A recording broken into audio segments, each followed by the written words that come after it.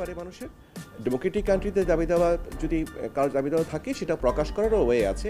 আমাদের কনস্টিটিউশনাল ওয়েতে আছে, ডেমোক্রেটিক নর্মস আছে, লফুল ওয়েতে করা আছে, পদ্ধতি আছে। তার জন্য আইন হাতে তুলে নেওয়া কোনো পদ্ধতি হতে পারে না।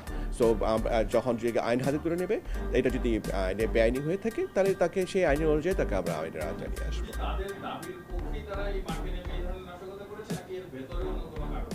সেটা আমরা সেটা দেখেন, আমরা যখন তদন্ত করে থাকি, আমরা তদন্ত করে যখন কোনো ক্রাইম হয় তখন সেই ডেফিনেশন অনুযায়ী দেখি যে ক্রাইমটা হয়েছে কিনা। আমরা দেখেছি যে কাজ যে কোনো কারণে হোক না কেন, তার যে কোনো গ্রিভেন্সেস থাকতে পারে। তো গ্রিভেন্সেসের প্রকাশ এটা হতে পারে না। আপনার গ্রিভেন্স যদি থাকে, একটা অসন্তোষ থাকে বা আপনার কিছু দাবি দেওয়া থাকে, তার প্রকাশ তো এটা হতে পারে না। প্রকাশ আপনাকে ভাঙচুর হতে পারে না, আগুন দেওয়া হতে পারে না, পাবলিক প্রপার্টি নষ্ট করা হতে পারে না। এটা জনগণের প্রপার্টি, জনগণের সম্পদ নষ্ট করা যায় না, জনগণকে জিম্মি করে ফেলা যায় না। এটা তো কোনো লফুল পদ্ধতি হতে পারে না। এটা একদম টোটালি আমাদের যে কনস্টিটিউশন আছে, আইন আছে, সেই আইন অনুযায়ী এটা ক্রাইম। সো যে অপরাধ করবে আইনের চোখে সবাই সমান, তাকে আইনের আওতায় নিয়ে আসতে হবে।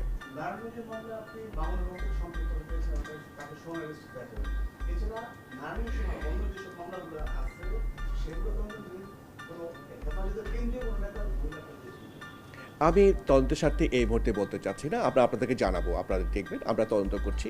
আমরা সিআইডি আমরা অনেক সিস্টেমেটিক ওয়েতে আমরা তদন্ত করে থাকি, এবং এই ক্ষেত্রে আমি ইলেকট্রনিক এবং প্রিন্ট মিডিয়াকে আমি ধন্যবাদ দিই।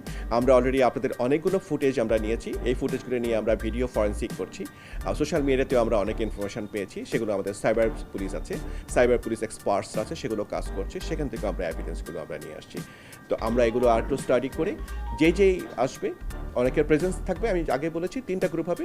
কারো প্রেজেন্স থাকবে, কারো অ্যাবেটমেন্ট থাকবে, কারো ইনসাইটমেন্ট থাকবে। যাই থাকুক, তাদেরকে আমরা আইনের আওতায় নিয়ে আসবো।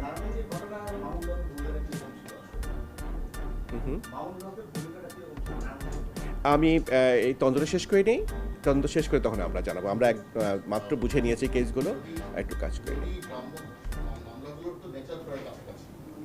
ব্রাহ্মণবাড়িয়ার ঘটনায় যদি শাসক দলের কারো গুরুত্বপূর্ণ কোনো ব্যক্তি ইন্ধনের প্রমাণ পাওয়া যায়, তাহলে কি আপনারা তাদেরকে জিজ্ঞাসাবাদ করবেন বা গ্রেপ্তার করবেন? আইনের চোখে, আমাদের কনস্টিটিউশন অনুযায়ী আইনের চোখে সবাই সমান। আমরা কারো পরিচয় দেখে আমরা কাজ করি না। আমরা যখন কেসগুলো তদন্ত করি, আমরা কেসের ম্যারিট দেখি। আমরা যদি দেখি কারো বিরুদ্ধে প্রাইমা ফেসি কেস প্রমাণ হয়, তখন তাকে আমরা জিজ্ঞাসাবাদ করি। আইনে আমরা আইন অনুযায়ী যাব। আইনে যদি কাউকে এক্সেম্ট করা থাকে, তার এক্সেম্পশন পাবেন। যদি আইনে কাউকে এক্সেম্ট না করে থাকে, তাহলে তাকে তো এক্সেম্ট করা হবে না।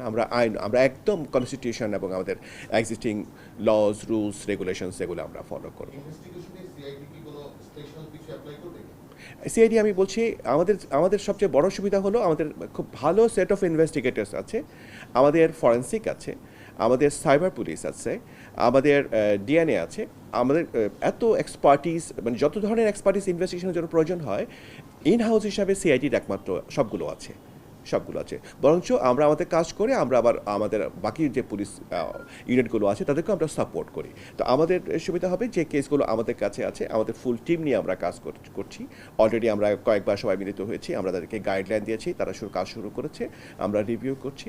আমরা আমাদের টোটাল এক্সপার্টিসটা আমরা ইউজ করব, এবং আমরা চেষ্টা করব দ্রুততর সময়ের মধ্যে এদেরকে আইনের আওতায় নিয়ে আসা যায়। Thank you. হেফাজতে ইসলাম মার্চ মাসের শেষ সপ্তাহ থেকে শুরু করে এপ্রিলের প্রথম দিকে তারা তাদের বিভিন্ন দাবি দেওয়ার কথা বলে যা করেছে, সেখানে ভাঙচুর করেছে, জ্বালাও পোড়াও করেছে, আগুন দিয়েছে, অবরোধ করেছে। এটা টোটালি আমাদের দেশে যে প্রচলিত আইন আছে, এটা অন্যায় এবং এটা ক্রাইম। এই সারা দেশে এ ব্যাপারে অনেকগুলো মামলা হয়েছে। তার মধ্যে সিআইডি আমরা অলরেডি 23টা মামলার কন্ট্রোল নিয়েছি, এবং আমরা দেশের যে প্রচলিত আইন আছে সে আইন অনুযায়ী আমরা যাব। এবং আপনারা জানেন সিআইডি একটা স্পেশালাইজড একটা ইনভেস্টিগেশন ইউনিট।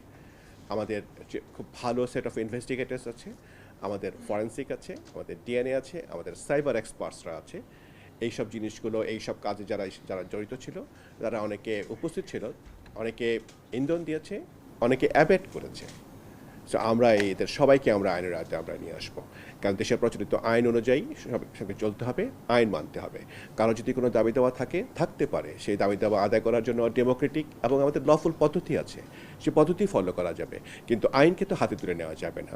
এখানে যে কাজগুলো হয়েছে এটা সম্পূর্ণ এটা আমাদের আইন বিরোধী কাজ হয়েছে, এটা আনকনস্টিটিউশনাল হয়েছে এবং আনলফুল হয়েছে। সো আমরা এই মামলা চেষ্টা আমরা অলরেডি আমরা নিয়েছি এবং আমরা তদন্ত শুরু করে দিয়েছি। আমরা খুব শীঘ্রই আমরা চেষ্টা করব যত দ্রুত সময়ের মধ্যে আস্তে আস্তে মামলাগুলো তদন্ত শেষ করে আমরা চেষ্টা করব যে যারা এইসব আনলফুল কাজ করেছে তাদেরকে আমরা আইনের আওতায় নিয়ে আসার জন্য। এই মামলা তদন্ত করতে গিয়ে যদি মামুনুল হককে গ্রেফতার করার প্রয়োজন পড়ে তাকে, তাহলে সেই ক্ষেত্রে আপনারা ইমিডিয়েট সোনা রেস্ট করার জন্য আদালতে আবেদন করবেন কি? আমরা ইতিমধ্যে দেখেছি, আমরা ওনার ইনভলভমেন্ট পেয়েছি, ইতিমধ্যেই পেয়েছি। আমরা অপেক্ষা করছি, এখন একটা কেস রিমান্ডে আছে, এটা শেষ হওয়ার পরই আমরা ওনাকে রিমান্ডে আমরা নিয়ে আসবো। আমরা দেখেছি আমাদের এই কেসেও ওনার আমরা ইনভলভমেন্ট পেয়েছি আমরা প্রাথমিকভাবে। এই মামলা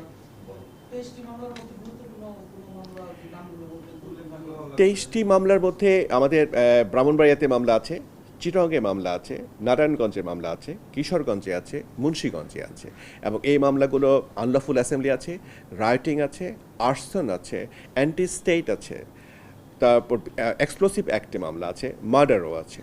সো বিভিন্ন ধরনের এখানে মামলা আছে এবং মামলাগুলো আমরা অত্যন্ত গুরুত্বের সাথে আমরা এটা তদন্ত করব।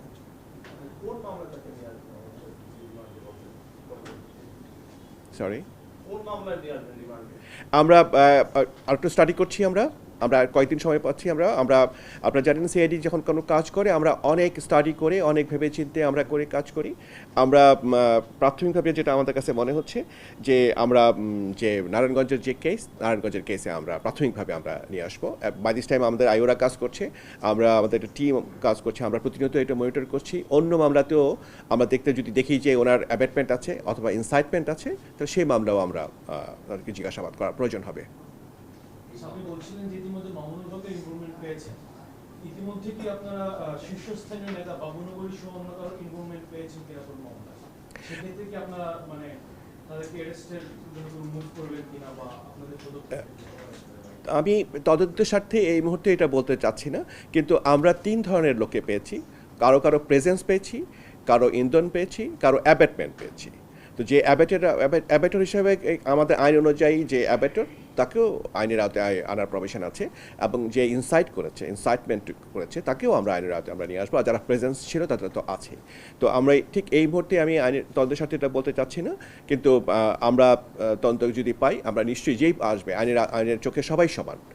সো যার ব্যাপারে আমরা পাবো, এভিডেন্স পাবো, তাকে আমরা আইনের আওতায় নিয়ে আসবো। Thank you.